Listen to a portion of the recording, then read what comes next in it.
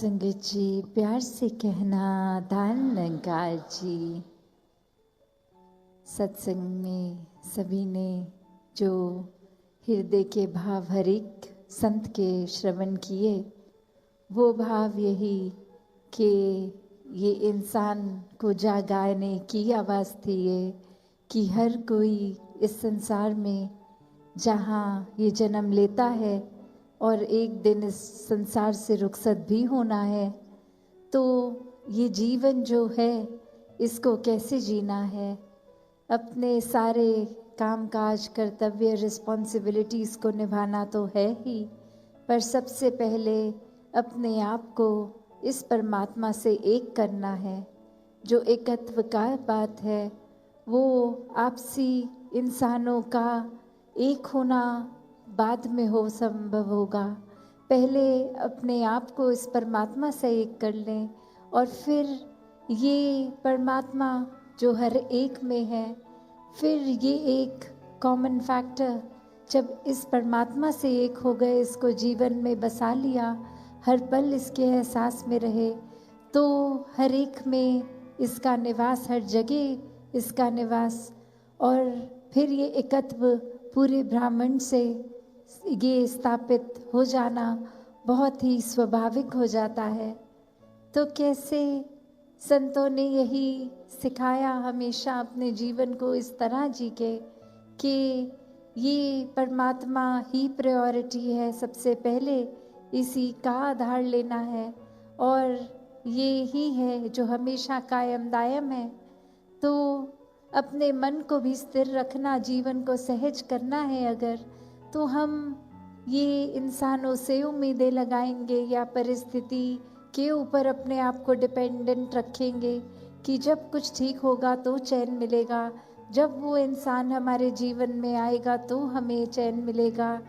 नहीं, ये तो परमात्मा ने अपना अस्तित्व इस तरह रखा है कि ये हर जगह स्थिरता से है, ये हर जगह कायम दायम है। तो जब स्थिर के साथ ही अपने मन को जोड़ लेंगे तो ये सुकून भी यहीं से आना है, ये आनंद भी यहीं से आना है। ये फिर एक भाव, इसी के चलाने से हमारा जीवन सुखदायी चल रहा है, चाहे परिस्थिति दुख की हो या सुख उस समय एक फील हो रहा हो। तो कैसे इस निराकार के आश्रय जो रहते हैं वही वाक्य में ही एक असली जीवन संतों का जी रहे हैं, क्योंकि जब परमात्मा जीवन में आ गया तो हर एक के प्रति आदर, सत्कार, प्यार, प्रीत, ये वो वचन भी, ये वाणी भी विनम्र हो जाती है। एक मधुरता जीवन में है, हर एक तक फिर वो प्यार का भाव ही पहुंच रहा है। फिर किसी को कुछ सेवा भाव, किसी के लिए कुछ देने से पहले ये मन सोचता नहीं है कि क्या ऐसा करने से मेरा कोई फायदा है या नहीं, पर हर एक के प्रति प्रेम का ही ये भाव है जो ये सेवा भाव भी बन रहा है कि ये परमात्मा से जो प्यार है और सभी में ये परमात्मा है, तो किसी इंसान के लिए सेवा करने का भी भाव इस परमात्मा की ही सेवा है। तो ऐसे ही भावों को जब मन में रखते हैं,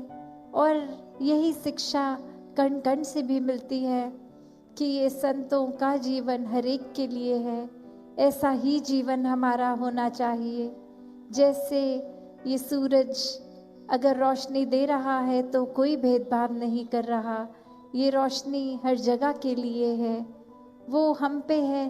कि हम आंख बंद करें या कोई चीज़ से वो रोशनी को ब्लॉक कर दें तो वो हम तक नहीं पहुंचेगी, पर इसका मतलब ये नहीं कि सूरज अपना काम नहीं कर रहा। ये भेदभाव नदियाँ या प्रकृति की कोई भी ऐसी चीज़ नहीं करती कि हम समाज के किसी एक वर्ग के लिए ही हैं, दूसरे वर्ग के लिए नहीं हैं। ये फल फूल पेड़ अपने लिए नहीं उगाते हैं, ये पक्षियों के लिए, इंसानों के लिए, जानवरों के लिए है। तो अपने लिए ये स्वार्थ होकर नहीं जीवन जीना। ये संतों ने जहाँ सिखाया कि कैसे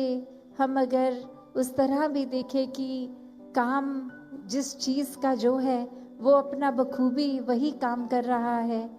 अगर हम उदाहरण के तौर पे देखें कि अगर एक पेन हो, कलम हो, वो अगर किसी स्टूडेंट के हाथ में है तो परीक्षा के समय वो एक एग्ज़ाम शीट वही कलम लिखेगा, और जब वो एग्ज़ाम ख़त्म हो गया, अगर वो घर जाकर अपने किसी परिवार के सदस्य को वो पेन दिया जाए जो व्यापारी हो पेरेंट्स में, तो वही कलम चेक साइन करने के काम आएगा। फिर वही कलम है अगर किसी लेखक के हाथ में है, कहानीकार के हाथ में है, तो वो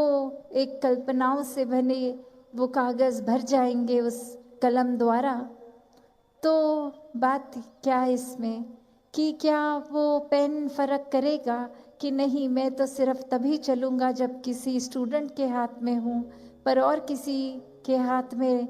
होने से मैं अपना कर्म ही छोड़ दूँगा। तो हर कोई अगर ऐसे ही भावों को पकड़े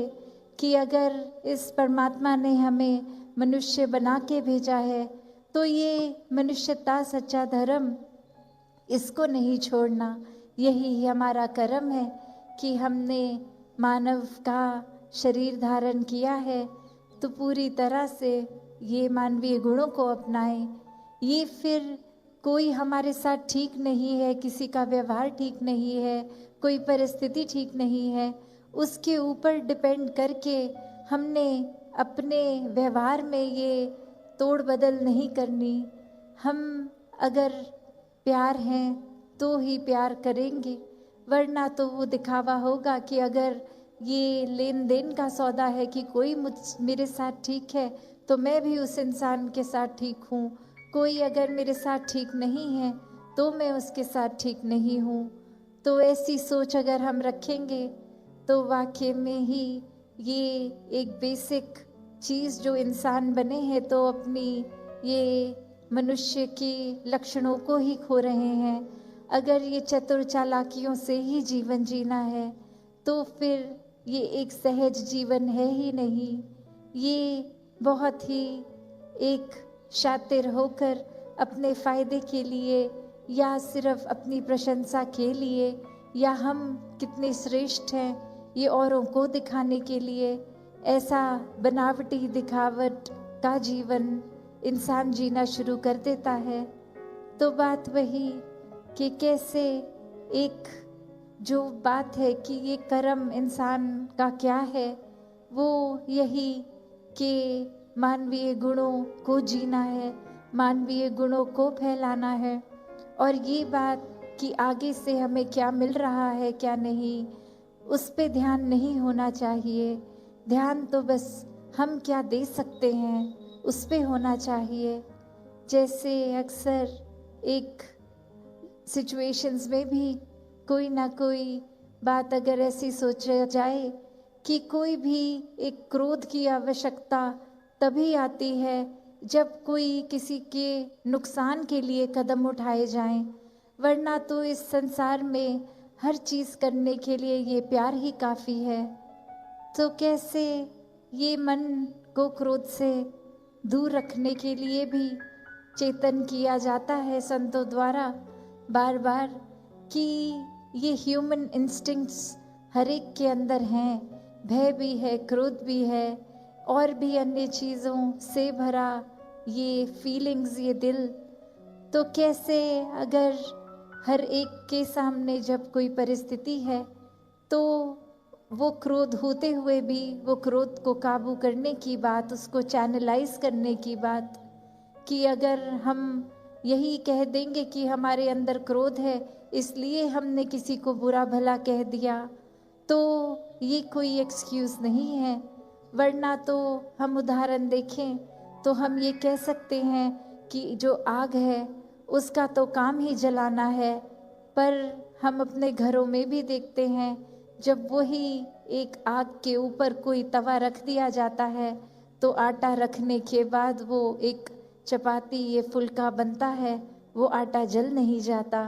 तो कैसे वो आग को भी एक चैनलाइज किया जा सकता है। तो बात वही कि हर कोई चीज़ इस पूरे संसार में